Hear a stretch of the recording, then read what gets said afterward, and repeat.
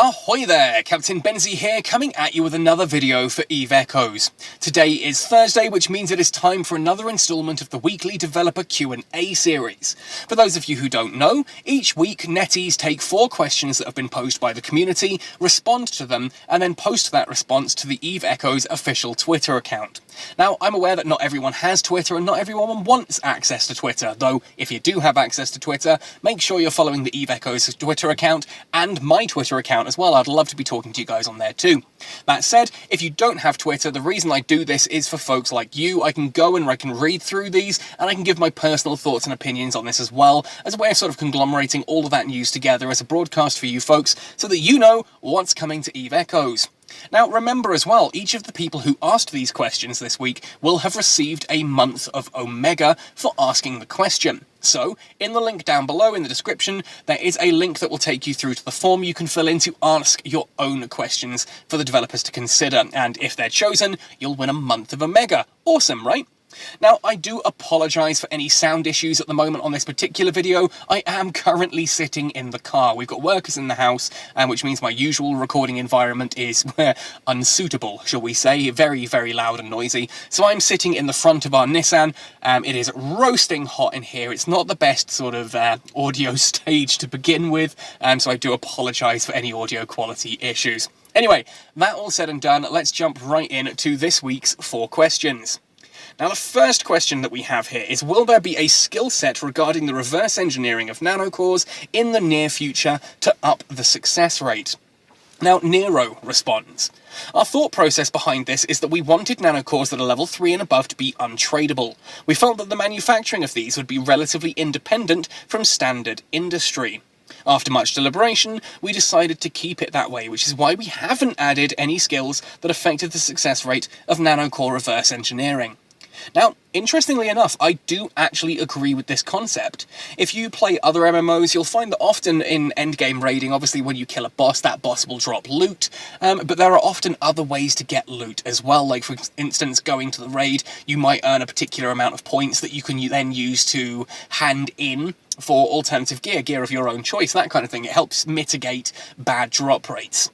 Now, this, to me, is kind of Eve Echoes' way of doing that. Nanocores is Eve Echoes' way of giving you loot if you don't necessarily need any of the dead space loot that happens to drop in a Nihilus. It means that there is a reason for anyone to go, because if you go to a dead space, you may not care that it's an Angel dead space dropping cannons, you might be lasers or missiles or whatever, but you are going to care that you could get some of the nanocore crafting materials out of it. Now, I think, therefore, that putting a skill in for this would be unnecessary. It would almost be, to the contrary, actually, it would probably be completely necessary. It means if you're interested in dead spaces at all, you're going to have to train that particular skill. I, therefore, disagree with it as a concept, because it just becomes kind of too ubiquitous, if that makes sense. I think a better way of doing this would be to make sure that the Type 3 and Type 4s, which are extraordinarily expensive. I made a Type 2 for my Hurricane, and it cost 460 million in materials and oven switch-on fee. Yes, that's what I'm calling it, oven switch-on fee. 460 million for a Type 2. I cannot imagine what a Type 3 or a Type 4 would actually cost. I know it's in the multiple billions. Now, yes, of course, nanocores are supposed to be endgame loot, but you don't want to spend 2-3 billion on materials, shove it into an oven, and just cross your fingers that the 50% success rate goes in your favour. That's just not fun. So 100% I think that you should have the capability to always take a Type 3 or Type 4 nanocore all the way up to 100%. But of course, it's going to increase the cost of the materials. But since it's something that you are doing yourself, I do think that you should have the agency in that. I think it's going to suck that for you to spend weeks gathering the materials or millions of ISK buying the things that you need to fill in the gaps, only for it to fail. That's just not fun.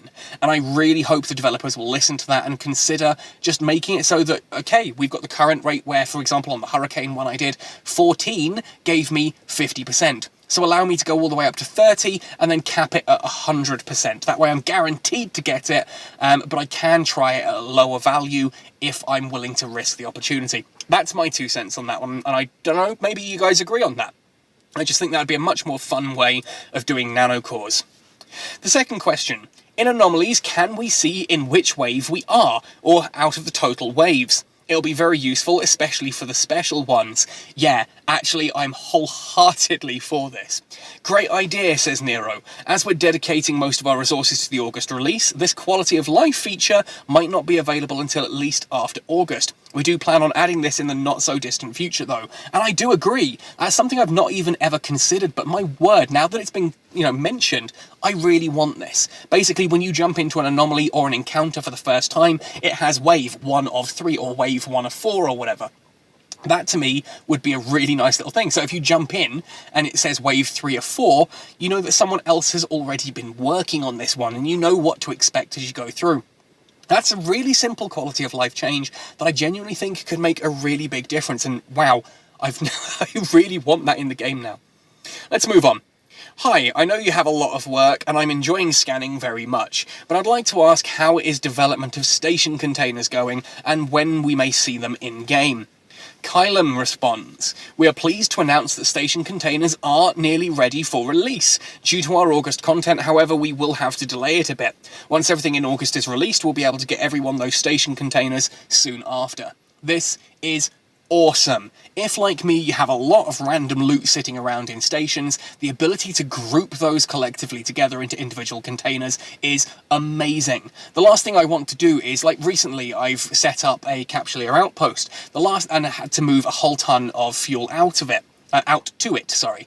The last thing I wanted to do with there was to dock in a ship, have to scroll through hundreds and hundreds of turrets and mid-slots and low slots and skins and all of this kind of thing to try and find where my fuel reserves was and drag it all in. I'd love to just be able to put those all in individual containers so it's nice and easy to sort through and find the actual things you're looking for. Yes, you can search by modules, you can search by skins, etc., but it would just be so much better to be able to actually manually sort your loot into different containers, and I'm super hyped for this. This is a change that I think will help an awful lot of people. It's a really straightforward change. I'm not going to say simple, because simple implies that, it's easy, just type 2 lines of code and bam, it's done. It's not, it's a complex change. It is a complex system that's prone to some really quite hectic bugs if you're not careful with it.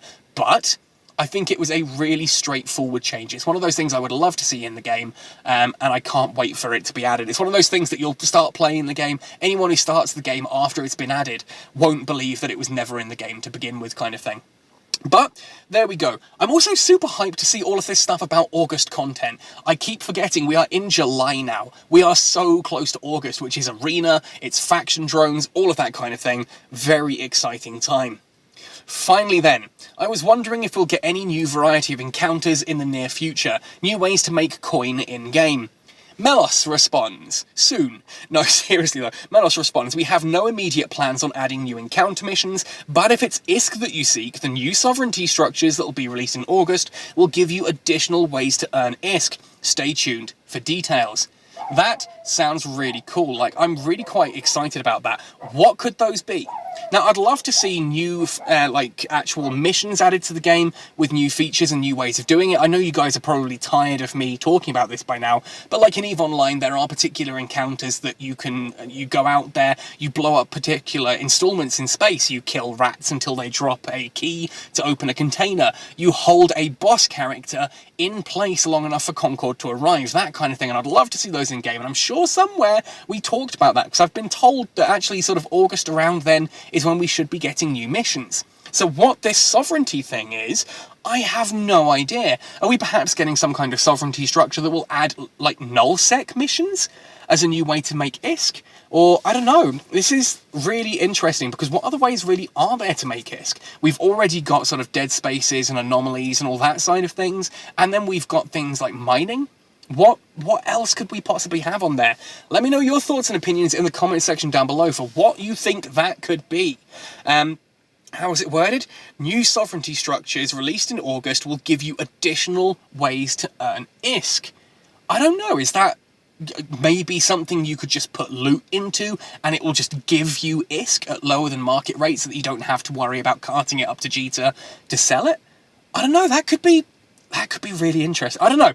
I really don't know. I think that system could be broken beyond all belief. That's just the top of my head kind of what on earth could this system even be.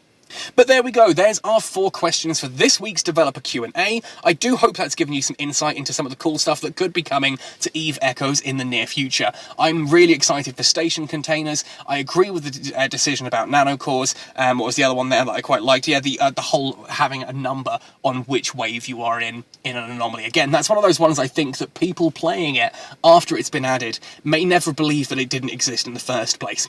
In fact, without going too much into this, I've been playing a lot of one of NetEase's other games recently called Infinite Lagrange, and there's a lot of things I see in that game that I'm like, why is this not in Echoes? So I've been making all kinds of crazy suggestions to the developers this week, therefore you might see some of my suggestions and that coming in future videos. If you're interested to know what is coming to Eve Echoes at any point in the future, do make sure you subscribe to this channel, ding that notification bell so that you never miss out on an upload, so that it actually does notify you when a new video is uploaded. Like, seriously, subscribing isn't enough on YouTube these days. You will still miss content. And hitting like and commenting down below does really help with the YouTube algorithm as well. It really helps me out, and I really appreciate it. I love talking with you guys in the comment section as well. Anyway, folks, thank you ever so much for listening through to this one right the way to the end. Remember, if you have questions, ask them to the developers. Link is in the description. Otherwise, happy sailing and see you in New Eden.